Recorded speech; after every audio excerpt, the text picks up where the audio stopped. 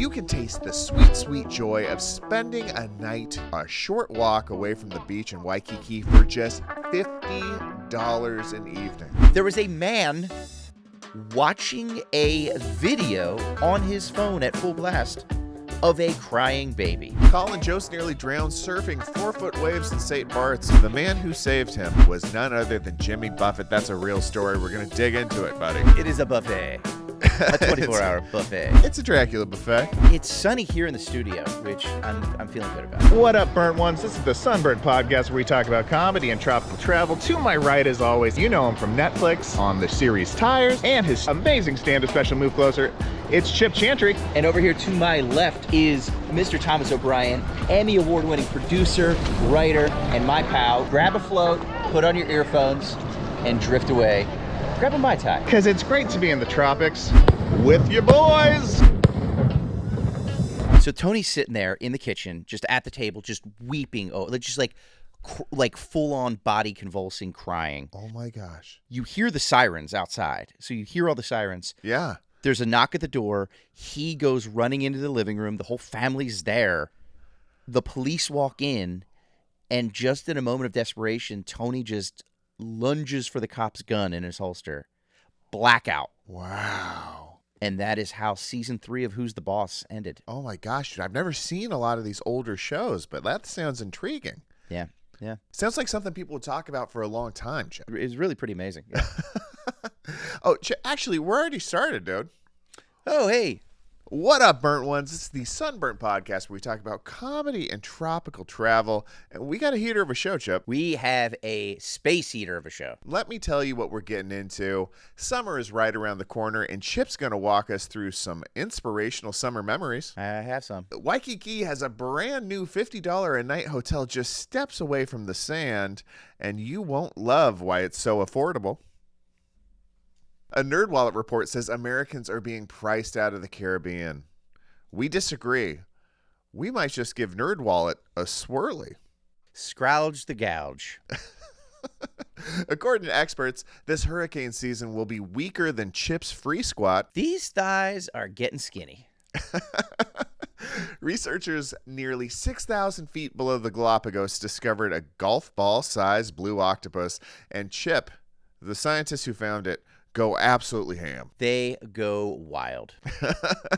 Colin Jost nearly drowned surfing 4-foot waves in Saint Barts, and Chip, the man who saved him from that angry sea, was none other than Jimmy Buffett. That's a real story. We're going to dig into it, buddy. We're going to uncover that covered story. We've got Buffett facts, fish of the week, and we crack open the good book for some world records that will shatter your perception of reality. Time and space will no longer exist. The Trouble in Paradise hotline is open. You can leave us a voicemail about your insane vacation, your craziest vacation story. We want to hear it. We want to break it down.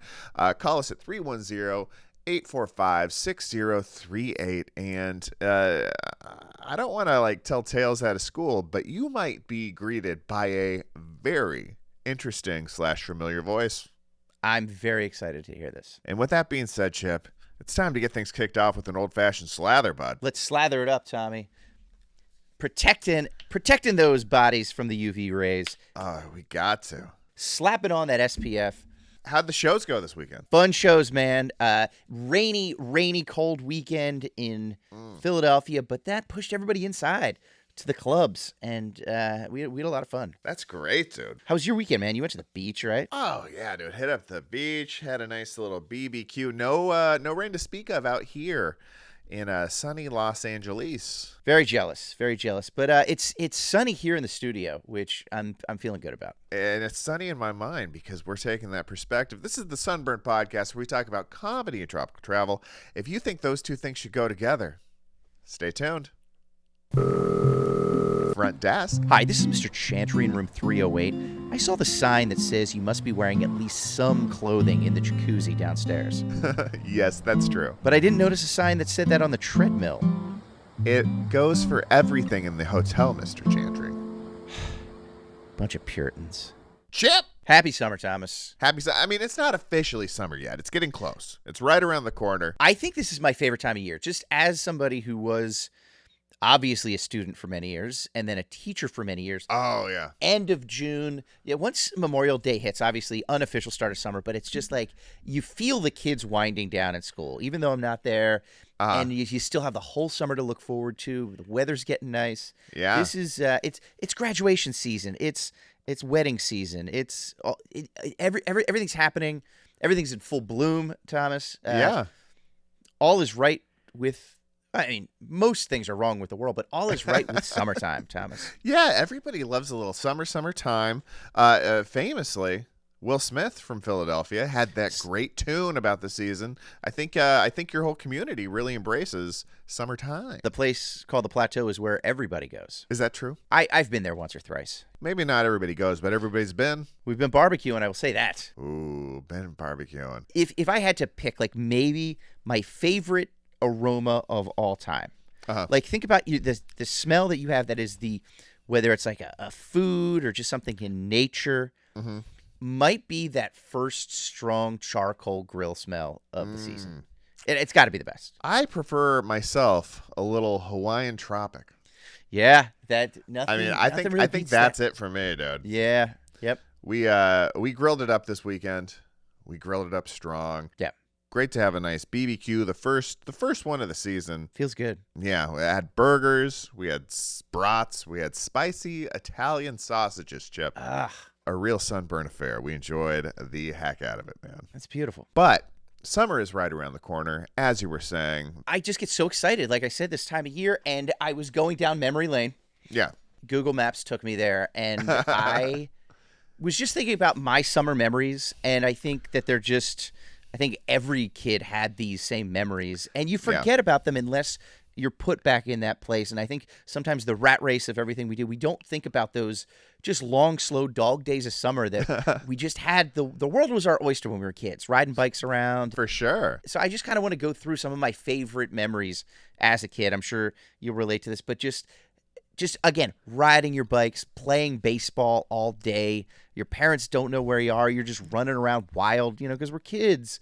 At night, catching fireflies, and your dad is just out in the shed for hours. You remember that shed that nobody else was allowed in?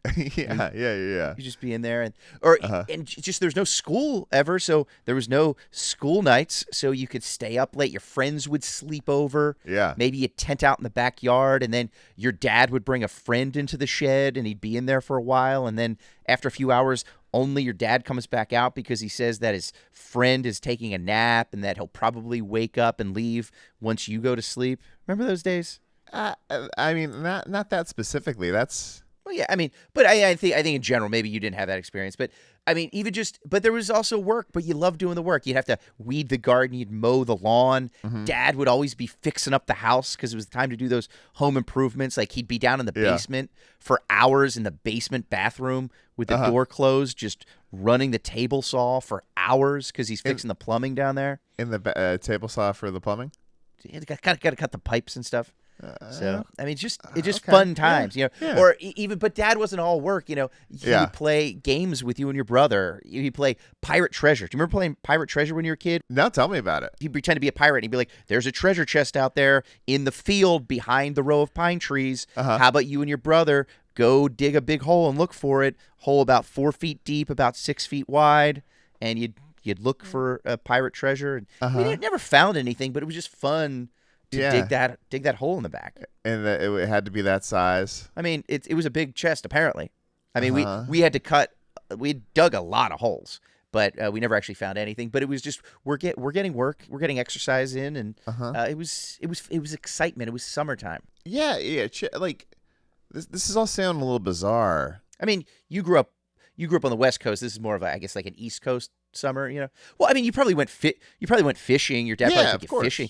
Yeah, I mean, you just go out on the boat with you and your brother and your dad, just like way out in the water. You have the boat, you have the rods and the tackle box, the lunch that Mom made, plus that heavy duty duct tape trash bag that your dad would bring that was full of what felt like turkey legs and blankets, and you would throw it overboard it would apparently attract the fish.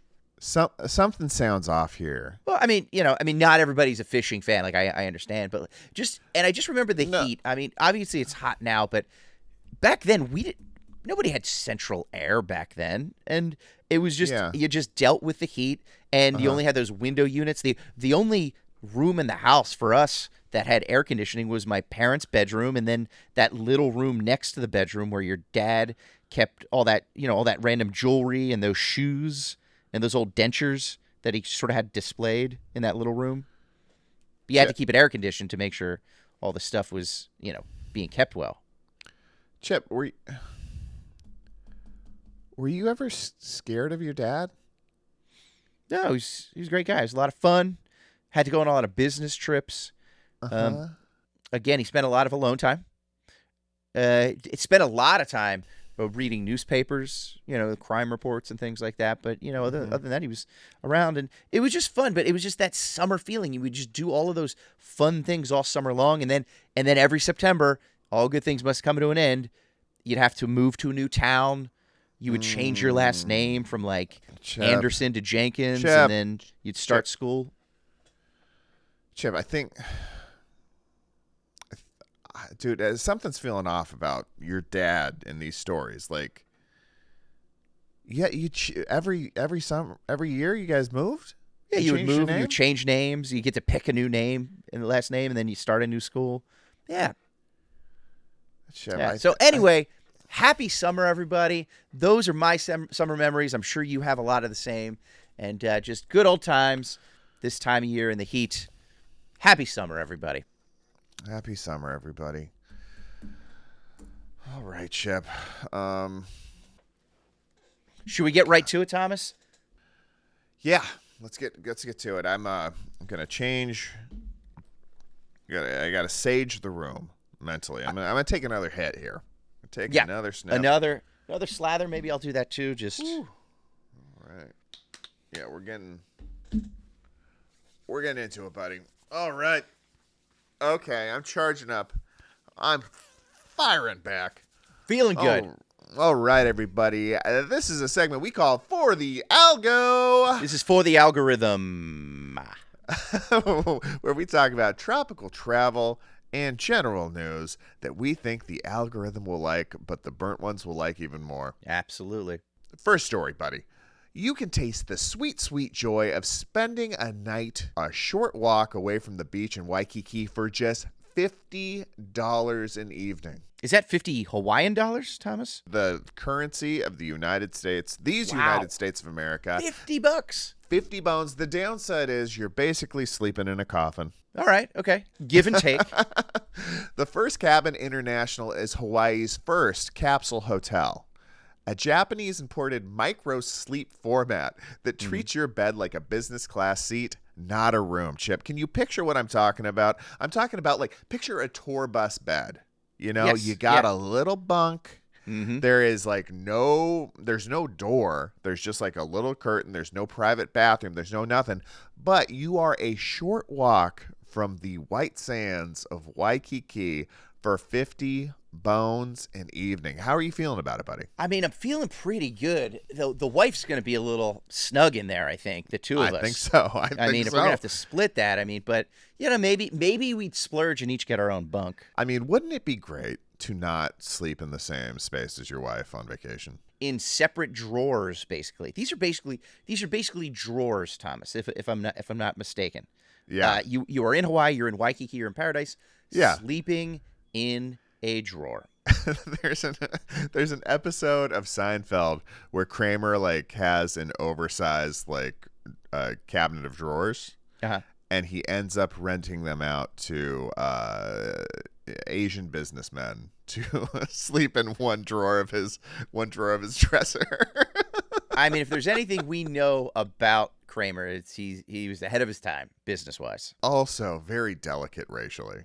Very delicate. The man had his finger on the pulse of really what was appropriate and what Kramer wasn't. really, yeah, he saw what was coming down the pike. I'm kind of all for this. Yeah. Because if you can't get to Hawaii another way, you're in Hawaii. Why spend time in your hotel room? You're in paradise. Go out on the beach. No, I think so, and I think that's the biggest barrier to entry to taking this trip. When you go to Hawaii, even if it's only a couple of days, oftentimes your number one expense is going to be lodging. It's going to be the hotel where you're staying at. And if you could be that close to the action for $50 and you know, that is an important part of your planning, like trying to spend a little less money, like go have the experience. Yeah. The only thing I'm a little worried about is safety. Okay. There are no doors that lock. There's no nothing. It's just kind of like all these rooms have basically a sheet separating you from anybody else that's staying in the hotel. Kind of like in a sitcom when like people, like brothers would get angry at each other and they would just put like duct tape down across and then. Yeah. I mean, so you're basically staying with your angry older brother in a sitcom. Like where do you keep your stuff? That's one thing I worry about. Is there like a locker for your suitcase? There's a locker situation where you can wrap your stuff up a little bit. And also you have to, I mean, it is Hawaii. You do have to hang that suitcase up high to keep the bears away. Yeah, that's true. I did see another issue I saw was like one of the pictures had a TV in the room. Okay. And I'm just like, if there's no solid walls, like what kind of maniac is listening to a TV? Right. I mean, are you just... Yeah. Well, that's another thing, too, because it's like I actually appreciate the openness of just a curtain rather than literally sleeping in a casket. I'm not a huge...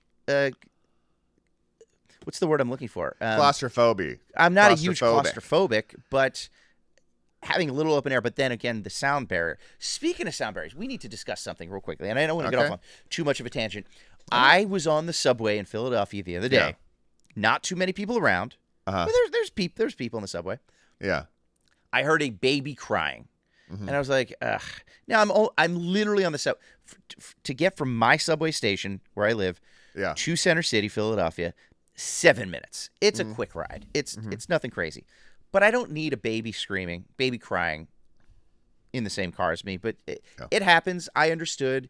I was like, all right, and I looked to see where the baby was. Thomas, there was no baby.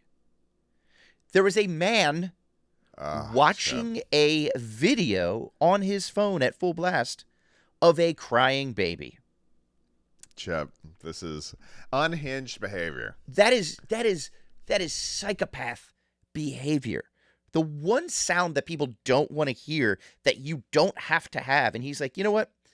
I'm going to bring this into this environment. There's no baby here, but I'm going to bring the worst part of a baby right here and let everybody else experience it. In my mind, he is just smiling, kind of glossed over watching this video, and he's got like a matted nest of hair with a baby doll arm stuck in one of the nests that he can't quite get out.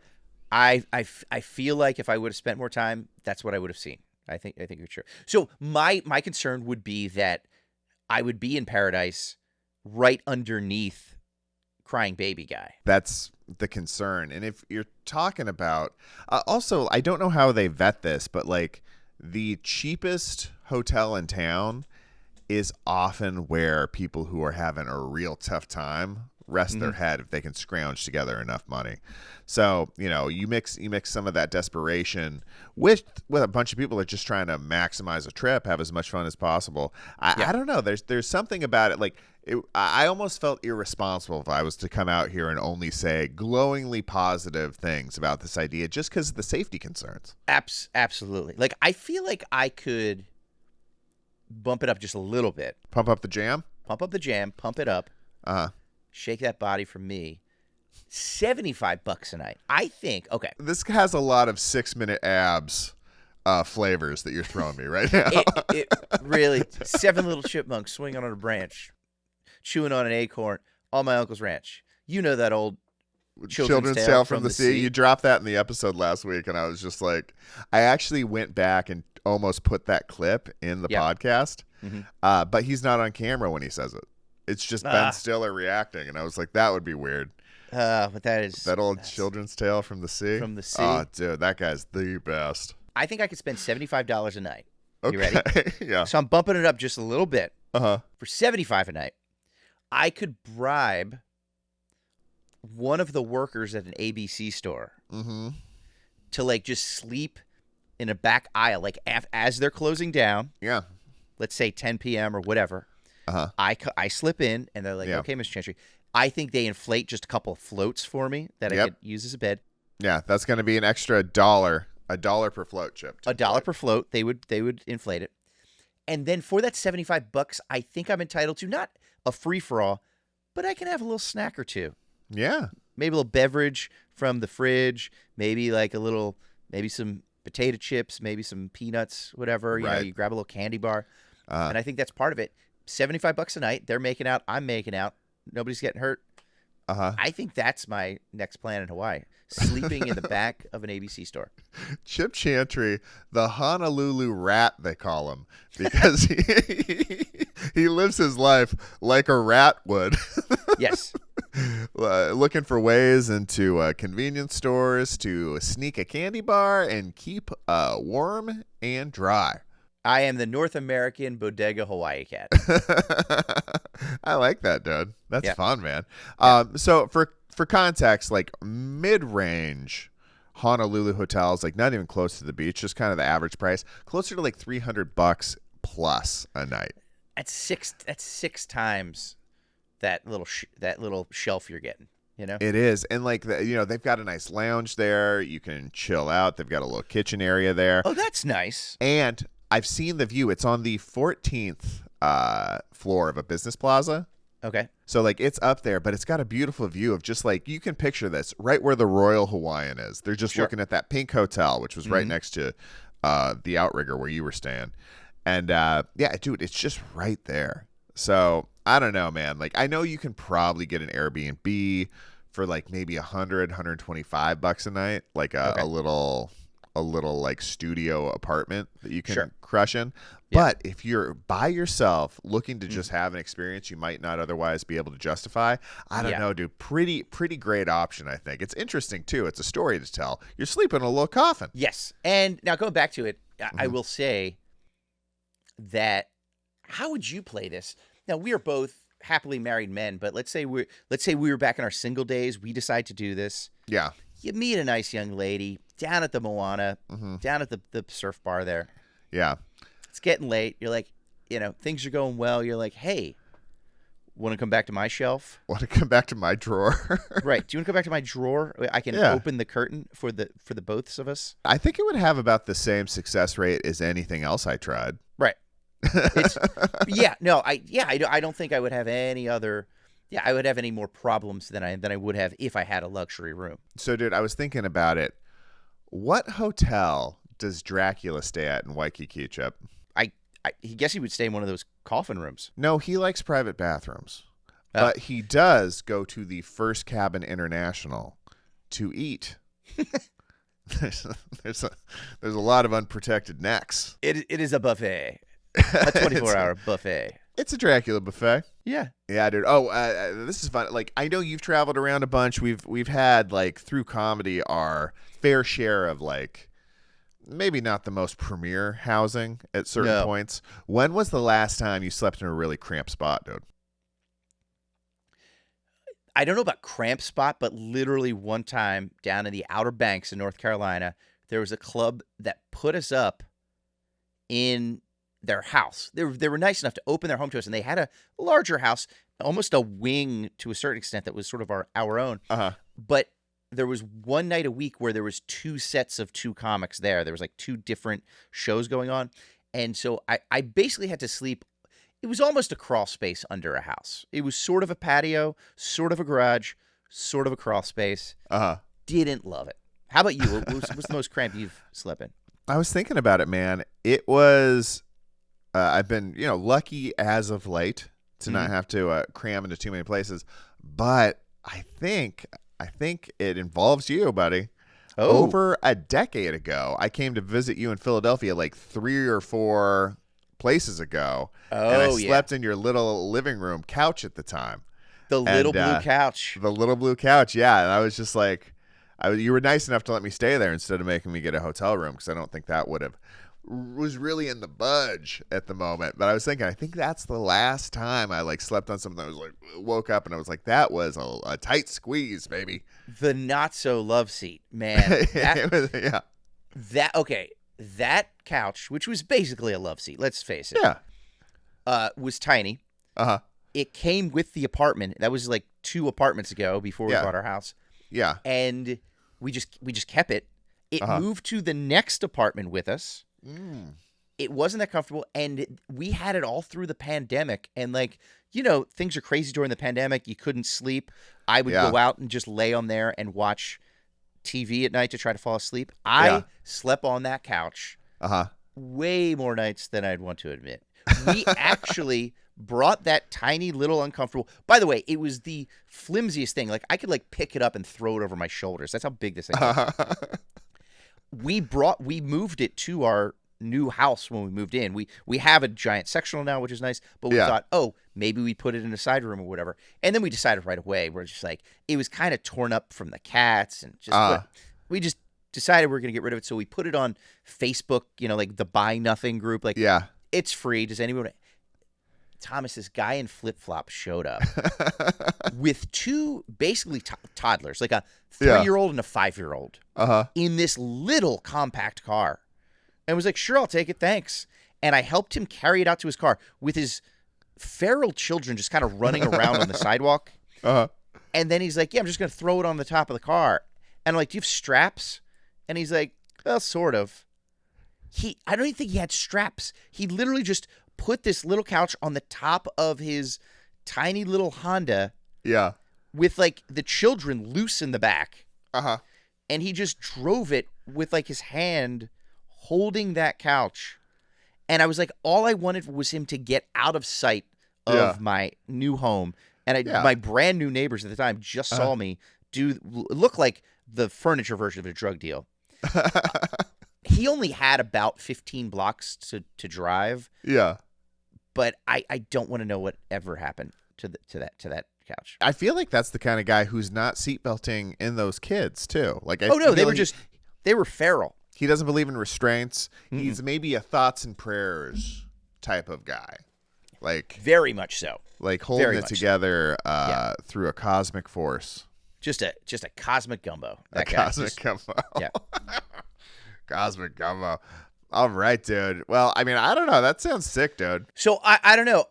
Again, you have to weigh the dangers, but if it's if it's a decision between not going to Hawaii and going to Hawaii in a drawer, I think I'm taking the drawer. I just know 24-year-old me would have done this any day of the week. Oh yeah, absolutely. It would have been, and I would have been pretty excited to do it too. I think it's an interesting story.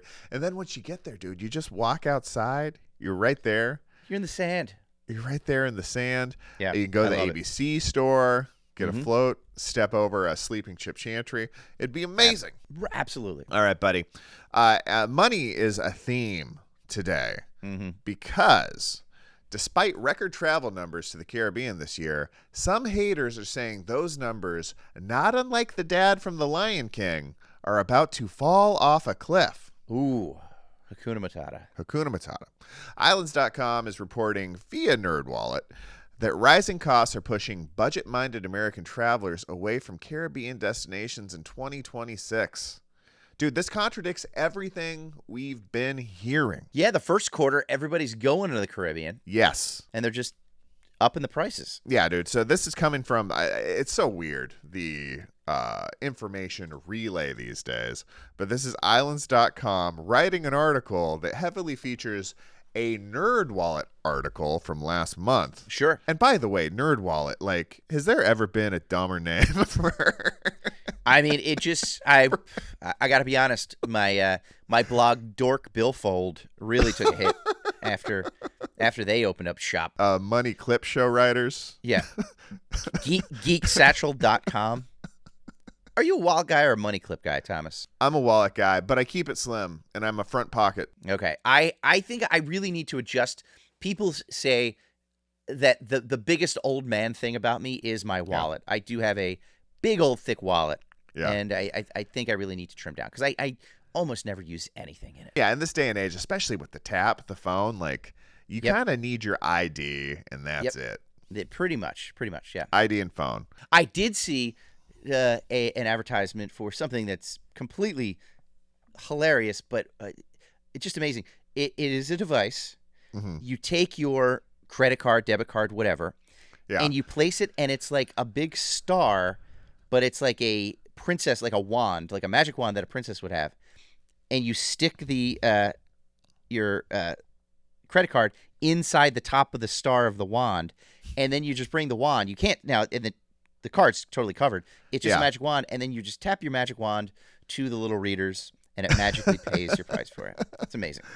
That's not bad. I've seen other things where I guess you can just take off that little sensor on the card and put it onto anything, and it'll work. Yeah, you can tap it. You can put it on almost anything, and tap it to a thing. I did have a little run-in with the police last weekend. That's all I'll say. That's all I'll say. Okay, so here's the big headline, dude. Nearly half of Americans are planning a trip between June and August, the traditional summer travel months, but a huge portion of those, like an uncomfortably large portion of those, admitted they are still paying off last summer's vacations. They're sitting there on credit cards collecting interest. And, when you have to look that down the barrel, that like I still haven't paid off last year's vacation, I can see why some people would be like thinking again about how to spend or what level of vacation or trip to take this year. Oh, absolutely. Are you going to downplay it this year? Are you going to go a little lower? Yeah. Maybe day trip, staycation? That's not the numbers we've been seeing, dude. No. I think this article is referencing some probably like real consumer issues, but people are going, dude. People need that escape right now. We feel it. I think everybody else is feeling it. That's why they're going in droves. It's like, do I want a little bit extra debt, or do I want to forget about everything that's going on in my life and have an escape for a little bit? And people are choosing the escape, and I get it. I understand. I would too. If I could throw in a suggestion. Yep. Go down to the Caribbean. Mm-hmm. Let's say Jamaica. I don't know. Uh-huh. Let's say St. Kitts, whatever. Yeah. And just stay in a drawer. Stay in a drawer. I think we need to, you and I need to go down to the Caribbean, maybe the Dominican, and open up an all-drawer resort. and open up a dresser. Yes. Just open up a giant dresser and charge people $50 a night to stay. We'd make a killing, Thomas. I think we'd make a killing. Not as big a killing as your father would make, apparently, but we would make a killing. He had a lot of friends over in that shed. Specifically, Barbados is having the hardest time, mostly food related. They don't grow any food really on Barbados. Right, so you have to import all that food, which is just throws those prices way up and keeps them from being competitive. They also don't really have public transportation. It's really limited. So if you're going to go there and you want to get around, you need to get a car. Yeah. The lodging is expensive, the food's expensive, transportation is expensive. It's kind of like a trifecta of expensiveness. Yeah. Shout out Barbados. It's going to be tough for some of us to get there this year. And the Caribbean is losing ground potentially to destinations that offer comparable beaches at a lower price point, like Mexico. I was just talking to somebody the other day who literally shifted their trip to Mexico from a different destination, largely for like price reasons. So we got to look for those deals. Yeah. It's nice to look for the deals, but also it's just like, some of those places are a little dicey right now too. Like there's a reason they're a little bit cheaper. It's like they're closer. Sure. Yeah. The flights are shorter. There's less fuel, all that kind of stuff. But I mean, there's some trade-offs happening right now, man. There pay for what you get, Thomas. Some trade-offs. And people look to you as a thought leader in the personal finance space. Absolutely. What advice do you have for anybody that's eyeing a Caribbean vacation but feels their finances are a little tighter than last year? All right, a couple things. So first of all, find that drawer hotel. Yep. Stay in the drawer. Stay in a drawer. And with your carry-on, 3 things. Yeah. Peanut butter. Uh-huh. Jelly. Yeah. Loaf of bread. Okay. PB&J. PB&J. Nothing wrong with that. And I think you're set. So that just cuts some of those costs right there. Or go to the local market. Yeah. Get that PB&J. Get that bread. Then you have at least lunch for every day. It's so much infinitely better to go than to not go. Mm-hmm. It's like if you're at a point where like the money's a little tight or whatever, do that version of it. But get out there. Don't let I can't do the 5-star version of this thing. shut you down. Like, we have phases in life, and for a lot of your life, or for most people, the more common thing is having, a little more time than money, to get out there and go on vacation. And it's about life experiences. Like, for example, right after college, I had some friends who went backpacking through Europe. Even that, I couldn't afford that, so I spent the summer fanny packing through Delaware. I fanny packed my way through the state of Delaware, and I met a lot of friends, and I got to say it, Thomas, a lot of enemies. I mean, you got to take the good, take the bad. You take them both, and there you have. There you have it. The facts of Different life. strokes. So, buddy, next story, coming off the heel of these Caribbean prices being sky high, we're getting some good news about the Caribbean and everything in the Atlantic. The National Oceanic and Atmospheric Administration said 2026 hurricane season is shaping up to be a big nothing burger. You know what I have to say about that? What? No way.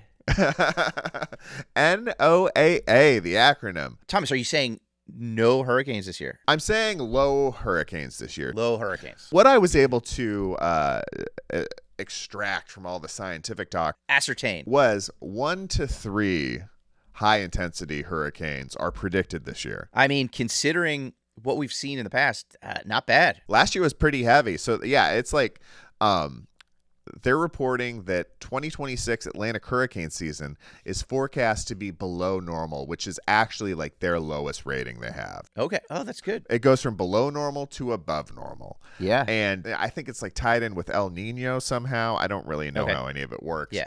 And this year they're more confident than ever because they have new technology and they've been integrating a lot of AI into their forecasts. And they're like really, really sure. They feel like a 70% chance that this is the way it's going to shake down. That also could mean there could be a giant robot storm come August. Oh, there could be a gigantic robot storm. If any of these robots or machines learn how to control the weather, we're all cooked, buddy. Oh, absolutely. We're cooked through.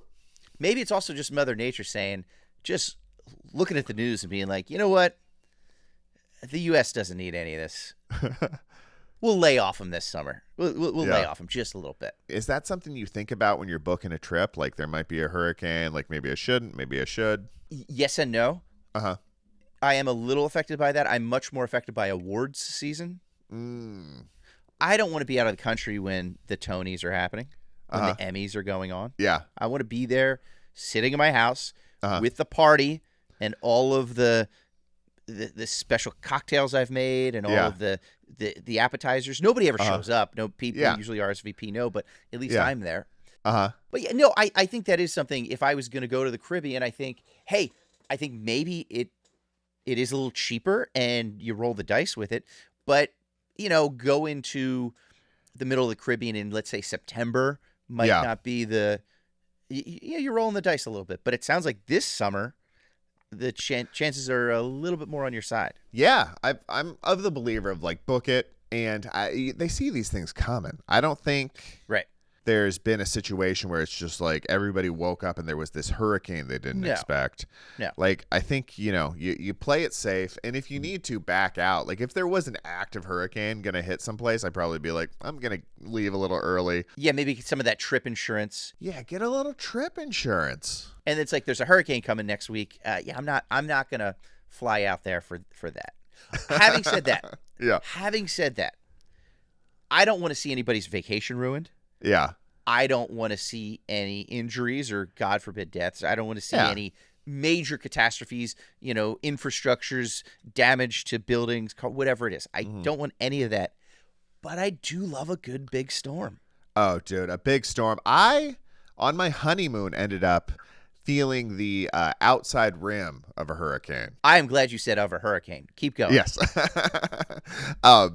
So, yeah, we checked into Playa Escondido,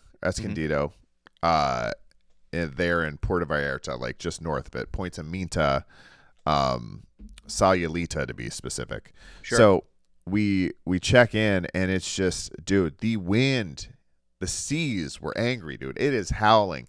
It is whipping around, and me and my wife are like a little nervous. And then we ordered a ice cream sundae Sure. to the room, like a dessert. And when somebody shows up completely unworried, carrying you an ice cream treat, you realize you're probably going to be fine. Nothing better. Because these rooms, they have no windows. They have no screens. It's like an open air hotel.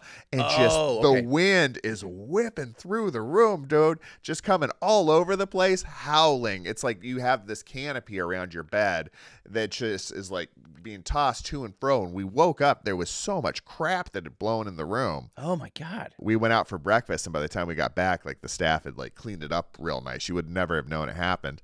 But dude, I remember I have this video of this like hanging lantern out on the patio. Yeah. And it is banging back and forth to and fro. Yeah. One of the wildest experiences. I loved it. My wife, understandably, was terrified. Sure. But I thought it was like such an amazing experience. I felt like Lieutenant Dan up there. Of course, boat, up in the capstan up there. Yeah. I will say this. It sounds to me like in your honeymoon, and good for you. Yeah. You stayed in the world's largest capsule hotel. It's true. The biggest drawer. If you want more drawer, Yeah. Playa Escondido. Playa Escondido is Spanish for more drawer, I believe, Yeah. if I remember my Spanish classes. Yeah, and the Latin roots, it all makes sense. I have to say, almost zero regrets for our Hawaii trip when we did a little comedy at the Blue Note in Waikiki. Yeah. Life-changing experience, one of my favorites. If I had any complaints, and boy, what a champagne problem to have. We did not see a single drop of rain the entire week we were there, which is amazing. True. I almost wanted one little thunderstorm to come through just to experience it. See the sea, to see that see those clouds and the rain run through. But hey, man, to complain about perfect weather, Thomas. Yeah, no, it means there's not much to complain about. The touchstone of a perfect vacation right there. Yeah, dude, it was sick. We'll get there. We'll see some tropical storms, but I don't know. It was one of the things, especially with the baby being a dad, I'm like, a little less adventurous. I'm a little more cautious. Yes. But when I read that, I was just like, dude, F it. Like, let's go. We're gonna. It's gonna be during hurricane season. We're gonna be inviting you guys out soon. To a cool destination, and absolutely, it's less likely than usual to be interrupted by severe storms, which I think is sick, bro. Right. I really dig it, man. Mm-hmm. Love it. All right, next story. Chip, what's golf ball sized, bluer than a Smurf, and causing a big stir on the internet? And I'll give you a hint. It has nothing to do with that picture they snagged of you climbing the grease pole at the Italian festival. A little up short shot they got. Thank the sweet Lord, Thomas. Thank the Lord. But that is making the rounds on the internet, correct? Way more than it should. The Reddit boards are blowing up with that photo. It's the most viral thing you've ever posted online. Speaking of viral, people said I might want to get that checked out. I can imagine, dude. Yeah. If they're I mean, that's a euphemism, but if they're really that blue, there's something to do, and it's call the doctor. Yes. No, it's not that. It's a tiny blue octopus.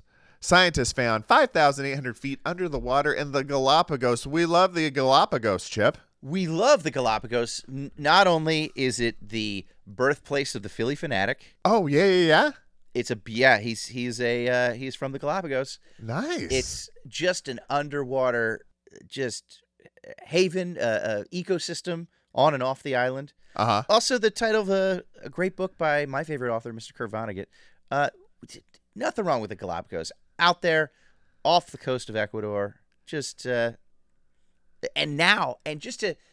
add on just an extra little bonus, a little cherry on top, or more likely the bottom. A cherry on the bottom is a tiny little blue octopus. Dude, this thing is 1 inch wide. Yep. And it is so cute. There is a cute thing. And the reason this kind of went viral is there is audio from the EV Nautilus, which is like this big research ship. And kind of like, it's like Titanic, you know? They've got a guy up there controlling a joystick, and there's these little underwater vessels. Plus there is an elderly woman climbing up on the back of the ship throwing jewelry off into the ocean at all times. Is that right? Yeah, as that song goes, every ship has its rose. Yes. If you want to get rich, I would put a little net right behind one of these ships. There's old ladies chucking jewelry like you wouldn't believe. Rubies, emeralds. So they were on this exploration, and it's going viral because there's audio of the scientists who are controlling the ship discovering this little blue octopus. And they are saying the cutest things. They're losing their mind. They're shouting, he's tiny. It's blue. And then one guy's like, that thing has 6 more arms than me. Yeah. He crunched the numbers, Thomas. Yeah. He is a scientist. He's very data motivated. You think that scientists are stoic? They're all about the numbers and the raw data. But just to get that excited, and then Thomas, I took a look at this little guy. Yeah. Would have done the same thing. Yeah, dude. The cutest little, he's like if you shoved Baby Yoda into an old glass jar of Vicks Vapor Rub. You know what I mean? Yeah. Like just the big eyes. It's adorable. Yeah. I mean, you'd have to be a big bully though to put Baby Yoda in a Vicks Vapor Rub tub. You really would. Yeah. I think it'd be bad for his little lungs. He would not like it at all. Like it. What's biologically interesting about this octopus is like the dark blue coloring. Like or bright blue, I guess. Like he's very cute, very blue. But octopuses are all about that camo in real life. They like to blend into things. And this is not necessarily biologically advantageous for the little guy because he kind of sticks out. He's not camouflaged in anything down there. He's just there. He's just being him. Just being him. And I guess they found this guy like 10 years ago. We're just finding out about it now because I think it just got like a new name. There's like a process of like discovering it, classifying it, giving it a name. So it's coming up now. But finding a new octopus like this is documented proof that the seafloor ecosystem around the Galapagos Islands is even more biodiverse than previously thought. And they're using this as a little fuel to put on the fire of trying to be more conservation minded with these spaces. Right. Yeah. Which I'm all for. Nobody wants to kill the little baby octopus, you know? No, nobody does. No. Nobody should, but they didn't even know it was there to worry about killing. Now that they're exploring it, the EV Nautilus is going out there, and that's basically what it does is it charts mostly unexplored areas. Okay. It's got like all the information and all the technology for doing that kind of stuff. They're doing great work. If I could quote one of my favorite TV show of all time, are you crazy?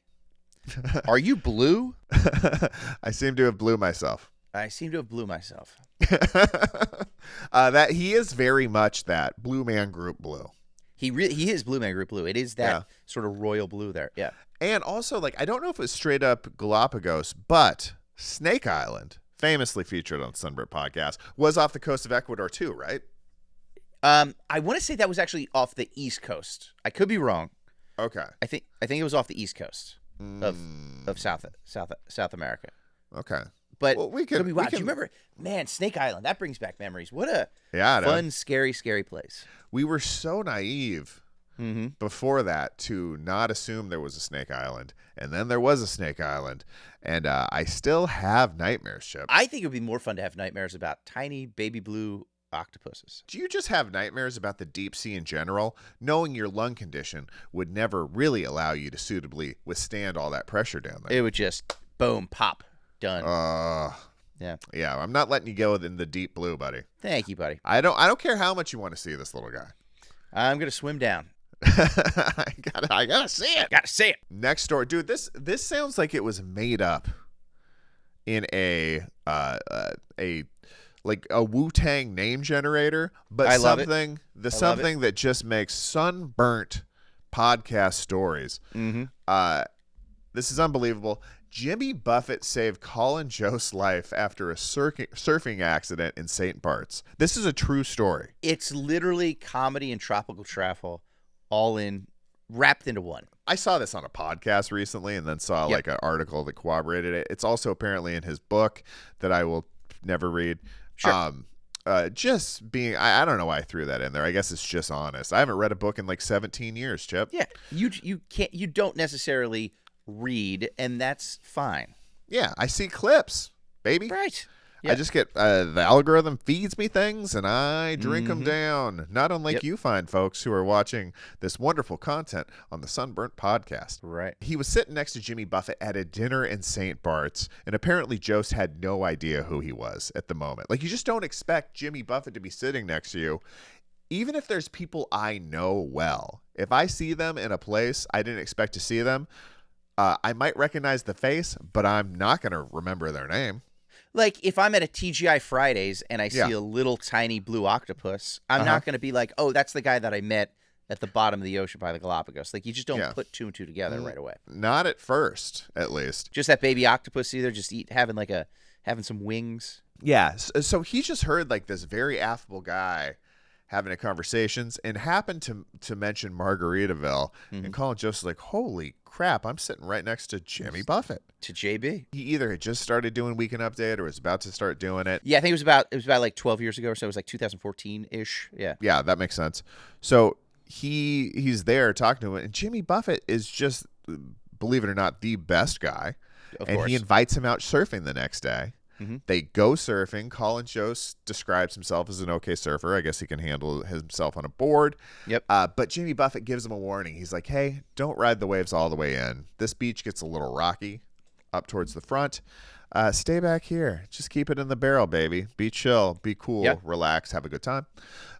Jost catches a wave, rides it all the way in, exactly against Jimmy's advice, and gets his leash, which is attached to him and the board, caught on a rock. He's struggling in the waves. He's Greg Brading it, if you will. Oh, my gosh. Greg Brady took a big dump right off the shores of Waikiki. Yeah, he did. We thought he was dead. That was a cliffhanger. Scary moment. So this would have been the cliffhanger. Jost is tied up on this rock. He can't free himself.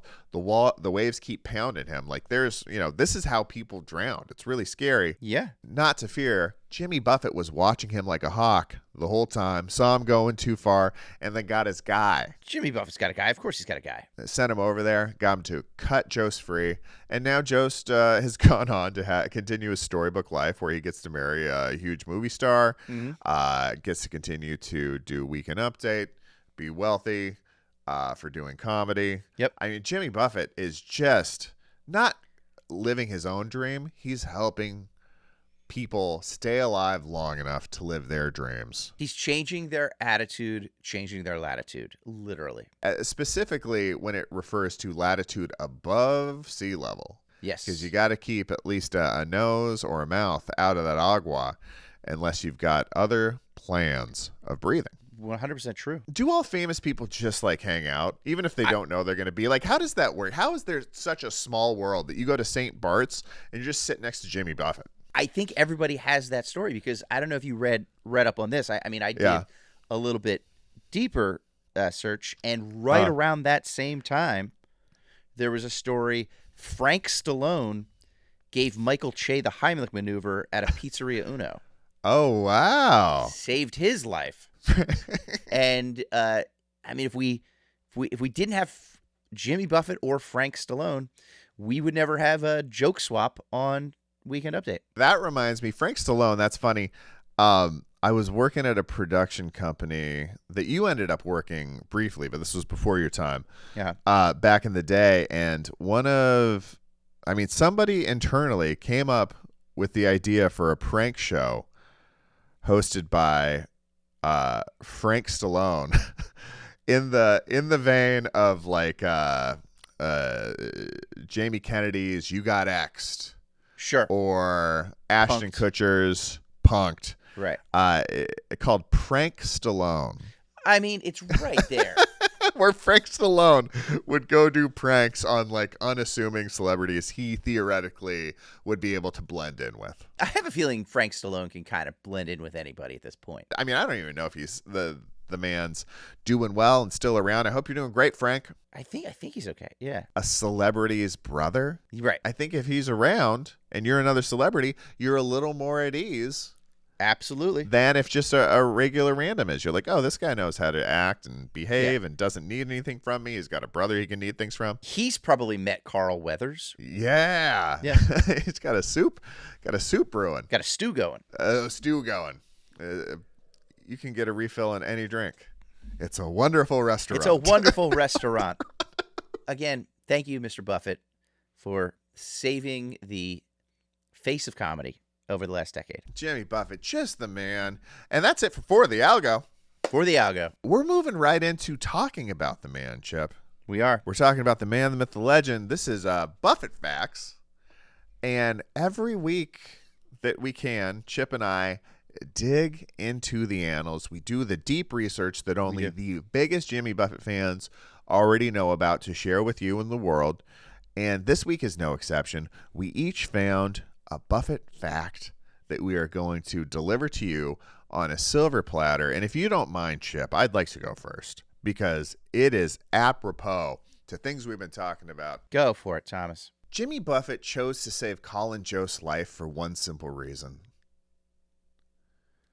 He liked weekend updates more than he liked weekday updates. So true. True words have never been spoken. Chip, what is your Buffett fact this week, buddy? Jimmy Buffett never stayed up to watch the sunrise, but the sun would rise to see Jimmy Buffett. Oh, baby. That's true, dude. Everybody's got to see him. Gotta get a look, because maybe he'll save the sun's life someday. It's so funny, dude. We've been doing these Buffett facts for a while, and you were talking about just like everybody has that story, like Colin Jost has a story. Dude, so many people have stories that they've shared with us about Jimmy Buffett. Like last week you did the dog one about like how he trained his dog. And a dude wrote in the comments, he was just like, my cousin or something like that. Jimmy Buffett gave him a golden retriever puppy in Colorado. Amazing. I was like, that is the wildest story. And just so many people have been like, my grandma knew him. My grandpa knew him. My dad was friends with him. Like, he just touched a lot of lives, dude. A lot of lives. Mixed it up. I love it. I love it. I mean, and that's where we're trying to mix it up more. Yeah, we are. So positive. Just like drawing people to him with this lifestyle. I'm fired up about it. I keep thinking about it. He was a pilot and he could captain ships. Mm-hmm. Like the older I get, the more both of those things start to make sense to me. It's like, be a pilot. Yeah. Be a captain. Yeah. Be something that can make one thing go from one place to another that's not a car. So many activities. So much room for activities. That might be the line that my wife and I quote the most, which is just ridiculous. It's so sick. So sick. Yeah. Jimmy Buffett, man of the sea. Speaking of, I feel some splishing. Mm-hmm. I feel some splashing. Chip, you know what that means? Yeah. It's time for the Sunburnt Podcast Fish of the Week. Fish of the Week. Our hero of the deep. Chip, tell us about our Fish of the Week this week. I am so excited for this one, Thomas, because we've covered a lot of fishies. This is just a little guy, but he is the biggest burnt one fish of the week that we have ever had in our entire lives. The biggest burnt one. This is Toby, the Hawaiian white-spotted Toby. Oh, my God. Look at that guy. Not the most creative name. I mean, literally a Hawaiian white-spotted Toby, named Toby. But, Thomas, this guy is a burnt one like none other. First of all, he lives in Hawaii. Yep. In the warm, shallow reefs right off the coast of Hawaii. Great choice. Loving it up. I mean, if you think about it, living in the reefs is like its own capsule hotel of the ocean. It is. And his whole life there is afloat, Chip. Can you imagine if your whole life was afloat? Just floating around. The life would be, it'd be a beautiful, beautiful place. Yeah. So little Toby lives on those shallow reefs. He loves the little nooks and crannies. He kind of hides in there. Again, just like those capsules. He spends his whole life just chilling there like a 24/7 snorkeling expedition. I mean, that's all he's doing. That's sick, dude. When it comes to size, he actually does make that octopus look big, but he is only 3 inches long. He's a tiny little guy. But look at him, Thomas. He's got this dark body with all of these whitish blue spots that he's got, these little dots. He's like a little magic eye puzzle. Look at him, Thomas. He's like if a goldfish went to Burning Man. I mean, he just sparkling with those. Look at those spots. He's like if your freshman roommate Ethan painted the dorm room in fluorescent and got black lights because he thought that's what girls liked, but he didn't realize that blasting the Mars Volta on a loop 24 hours a day would be off-putting to the ladies. But still, it's looking pretty good, I will say that. Yeah, it's a good look, at least. Now, those dots are partially camouflage and partially because polka dots are in this season. Ooh, okay. That's what Toby's all about fashion. Uh-huh. But he's got that tiny little body, and I love, if you look up at the front, that front door, he's got that tiny little beak-like mouth. It's like a little beak sticking out with tiny little tooths in there. He's got those little teeth. Little chompers. Little chompers where he can crack through mollusks. He also eats algae and invertebrates, and he just loves to use that little beak to scrape along the reef for some food. Just little scrape in there. Yeah. I mean, he's adorable. But just because he's a burnt one, Thomas, doesn't mean that Toby is a pushover. Oh, of course not. Because Toby, when Toby's in danger, he puffs up. He's the cousin of a pufferfish. He puffs up. He can puff up to be twice the size of his normal frame. Really? First of all, yes. That's to kind of scare away the predators. It makes him look bigger. Uh-huh. And Toby, just like when your parents told you that you'd never make in comedy, Thomas. Yeah. It's difficult to swallow.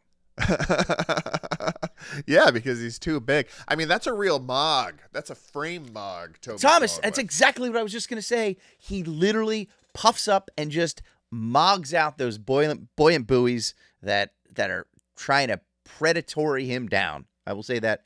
Just puffs up and mogs those other fish. Take that, other fish. He also emits neurotoxins, Ooh. which are poisonous to predators. And they know, they're like, if I eat you, I'm going to die too. So they stay away. Oh, dude. But here is my favorite part. I love the polka dots. I love all this puffing up. But this is the biggest burnt one move I think we've ever revealed on this podcast, fish or otherwise. I got to know about it, Chip. Tell me. The Hawaiian white-spotted Toby makes his own sunscreen. What? His skin produces a mucus that protects him from the UV rays because he's up there in the shallow waters. Yeah. That sun cuts right through that water. Yeah. Oh, those white spots. They would be burnt to a crisp. Exactly. So he has his own self-slather of some sunscreen. God. And that's what makes him the biggest burnt one ever. He never has to apply. He just creates it himself. And Thomas, that is Toby, the Hawaiian white-spotted Toby, our psychedelic, slathered up fish of the week. Caps off to you, Toby. Caps off. Let's give us our own ceremonial slather in honor of Toby, our fish of the week. Fish of the week. I mean, we've never had a 3-slather episode before, Chip. I think we just had something new right there. Ooh, groundbreaking. Toby, thanks for taking us there, buddy. Thanks, Big T. Creating a sunscreen brand out of your own gunk? Love it. That's forward thinking, dude. That Really is an entrepreneurial spirit, but in such a relaxed way. And that sunscreen is reef safe. It's reef safe. It's not other fish safe. I assume it's probably got some of those neurotoxins. Little toxic.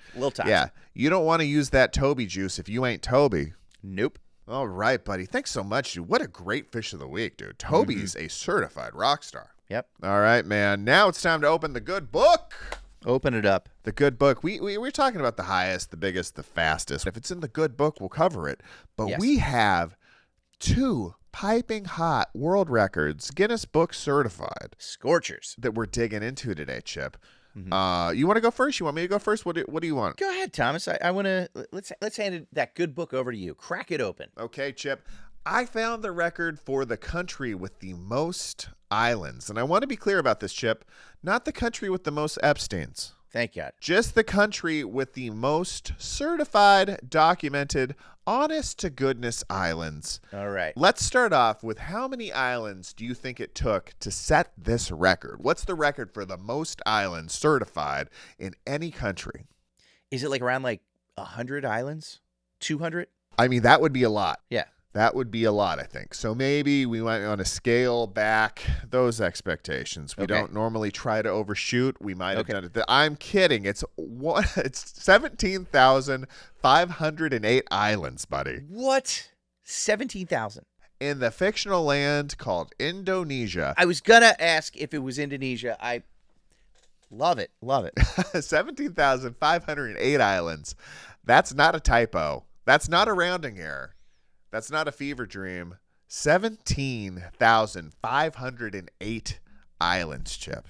Wow. If you visited one island per day for every single day, no holidays off, no sick days, it would take you 47 years and 11 months to visit all these mofo islands. Jeez. Indonesia is huge. I didn't know about it. It's wider than the continental United States. Mm-hmm.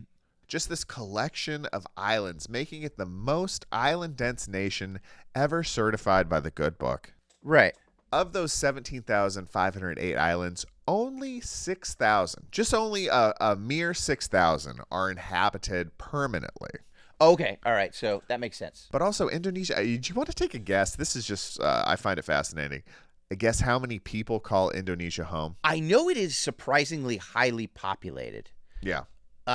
Is it like 10 million? 270 million, Chip. Okay, I'm just way off today. It's the fourth most populous country on Earth. Oh, that makes sense. Wow. Kind of a fun fact. Yeah. Some of these islands only exist during low tide. That's pretty amazing. They just show up. Yeah, you just pop up when you feel like it. You slink back down when you don't. I don't know. I have some qualms about if it's underwater part of the time. Is it an island that counts? Is it really an island? And also another interesting fact, because Indonesia sits directly on the Pacific Ring of Fire, that has roughly 127 active volcanoes, it's growing new islands daily. Oh, it's just it's kind of like how Toby's making his own sunscreen. They're just making their own islands. They're multiplying like bunnies. I love it. Dude, so that's it. That's what I got for you. 17,508 islands in one nation. This could be a stretch, but do we do some stand-up in Indonesia? I love it as a nation. I will say this, Thomas. Mm-hmm. We have not one, but two amazing Indonesian restaurants in our neighborhood in Philadelphia. We go all the time. We love it. I get the hottest, spiciest chicken I've ever had. It is painful. It is a hurtful ordeal to go through. A hurtful heat. And I love it every time because it is also delicious. Chip, you should go on Hot Ones. Yeah. And the nice and it's funny. They have this, basically, I guess you would call it a mural. It is gigantic on the wall of the restaurant, the one restaurant. It is a wooden map of Indonesia where it's like pieces of wood for each island. Wow. I will say, Thomas, there are not 17,000 little pieces of wood. I will say that. I'm going to say there's about 40 or 50. Just if you asked me before I'd come across this, before I dipped my toes in, if you would have asked me if there was 6,000 islands that were inhabited on the planet, I would have probably said no. Nope. But just in this one nation, 6,000 inhabited. Yeah. The world is truly a marvel. If you're watching from Indonesia and you want us to come do stand-up comedy, I'm ready to go. I'm ready to get on a plane. We'll rip it. We'll be there. Just let us know if it's expensive or if it's hurricane season, because we do take those things into consideration like most folks might. Yep. All right, man. That's what I got for my world record. What are you bringing to the table today, Chipper? Well, first of all, congratulations. What an amazing story you have. A great, I mean, just it's the nation with the greatest number of islands. The fourth most populated country on the planet. It just shows you the amazing feats and statistics that are out there. Yep. And that's why we love the Good Book. We've talked about, when we open up the Good Book each week, we've talked about the world's tallest man, the deepest oceans, the highest mountains, incredible feats of human achievement, the fastest, the strongest, the most talented, completing feats requiring a lifetime of training, sacrifice, and spirit. And today, I got the largest building shaped like a chicken. That's all I got. Oh, wow, That's all I got. It is a building. It's large, it's shaped like a chicken, and it has the record for just that. We're not going too far from Indonesia. We're going a little northeast to the Philippines, Thomas. Okay. Yeah. The Philippines, which has given us Manny Pacquiao, the Thrilla in Manila, and Lou Diamond Phillips. Ooh. In the Philippines, there is a building shaped like a chicken, more specifically a rooster. A man chicken. A man chicken. It is 114 feet tall. Whoa. 92 feet long, 39 feet wide. It was created by Ricardo Cano Guapotan at the Campuestohan Highland Resort in Philippines. Nice. It was designated on September 8th, 2024 Oh. as the world's largest building shaped like a chicken. Thomas, I have a question for you. Yep.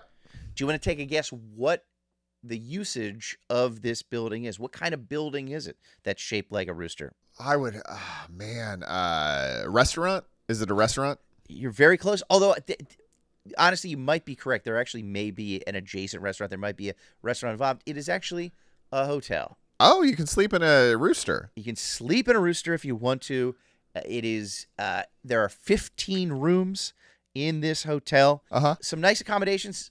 Unfortunately, Thomas, no windows in any of these rooms. Oh. Kind of like our little capsule hotels.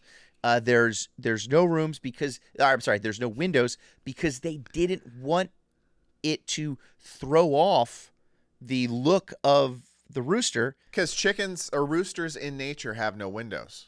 That's exactly what I wanted you to come to, Thomas. Mm-hmm. Chickens don't have windows, so they wanted to keep it. They wanted to keep it real. I will say this, Thomas. Everybody, all 15 rooms, their wake-up call comes at the same time every morning. It's at dawn, and let me tell you, it is loud. The continental breakfast, Thomas, huge omelets. The Biggest omelets you have ever seen. Uh-huh. And the best part about staying in a giant rooster hotel, Yeah. if you're on vacation, you're partying too much, you get too drunk at night, and you can't remember where your hotel is, Uh-huh. just look up for the giant chicken. Yeah, for the waddle on the head. Dude, that is tremendous. Here's what I think I would do. If I was a rich person, Thomas, Uh-huh. I might have that competitive edge to move to the Philippines, Yeah. build a building shaped like a rooster that is 115 feet tall, just to beat them out by a foot. Chip, Just that's so they have to dangerous. say they are the second largest rooster-shaped building in the world. Yeah, but what happens when these two buildings cockfight each other? You know, to the death. It's like your building's going to be damaged. Right. If it wins at all, that the other rooster might win, completely destroy your building. We're going to give you some windows whether you like it or not.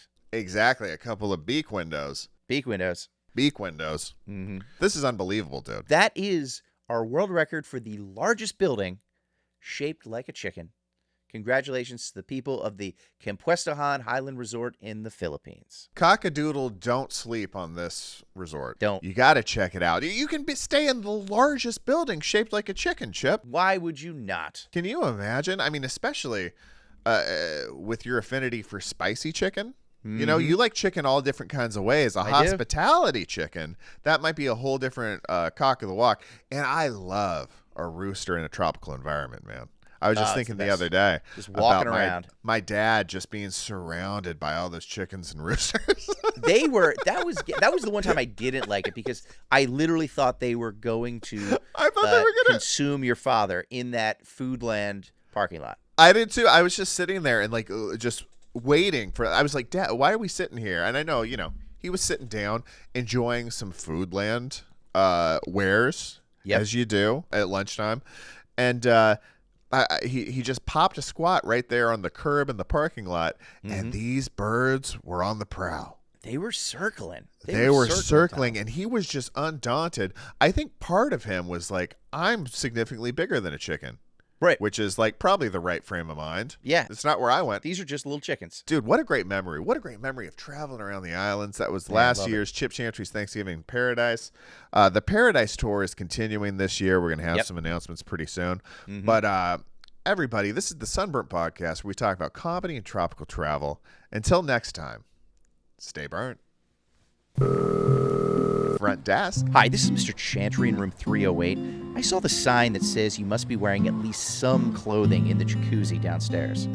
Yes, that's true. But I didn't notice a sign that said that on the treadmill. It goes for everything in the hotel, Mr. Chantry. Bunch of Puritans.